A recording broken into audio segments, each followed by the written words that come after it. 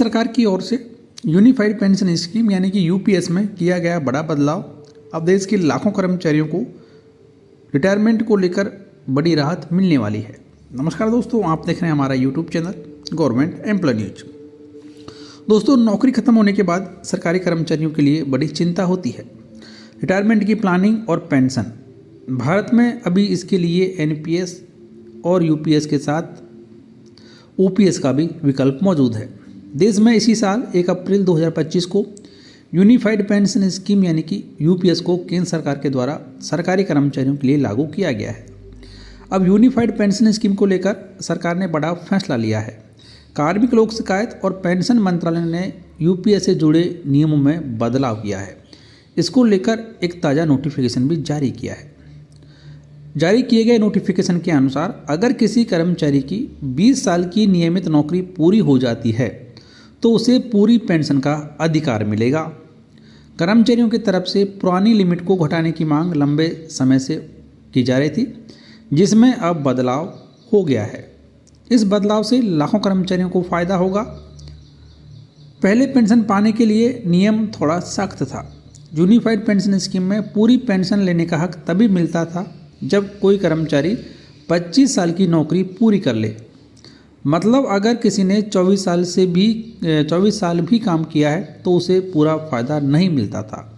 लेकिन अब सरकार के द्वारा जारी किए गए नोटिफिकेशन के अनुसार यदि सरकारी कर्मचारी 20 साल की नौकरी पूरी कर लेता है तो भी वह पूरी पेंशन पाने का हकदार होगा। काफ़ी समय से कर्मचारी संगठन इसकी मांग कर रहे थे कि पेंशन की लिमिट कम की जाए। उनका कहना था कि हर किसी के लिए 25 साल तक लगातार नौकरी करना आसान नहीं होता। अब सरकार ने कर्मचारियों की बात मान ली है और ये लिमिट घटाकर 20 साल कर दी है। इससे कर्मचारियों को बड़ी राहत मिलेगी। सरकार के इस फैसले से फ़ायदा सीधे उन सरकारी कर्मचारियों को होगा जो यूनिफाइड पेंशन स्कीम का विकल्प चुनते हैं। अब तक पूरी पेंशन पाने के लिए, जैसे कि आपको पहले बताया गया, 25 साल की नौकरी जरूरी थी, लेकिन अब 20 साल काम करने के बाद भी यूपीएस में सरकारी कर्मचारियों को पूरी पेंशन का फ़ायदा मिलेगा। यूपीएस चुनने वाले कर्मचारियों को पेंशन के साथ कुछ और सुविधाएं भी मिलेंगी। अगर नौकरी के दौरान कोई कर्मचारी दिव्यांग हो जाता है तो भी उसे पेंशन का लाभ मिलेगा। वहीं अगर सर्विस के दौरान उनकी मृत्यु हो जाती है तो उसके परिवार को सुरक्षित पेंशन भी मिलेगी।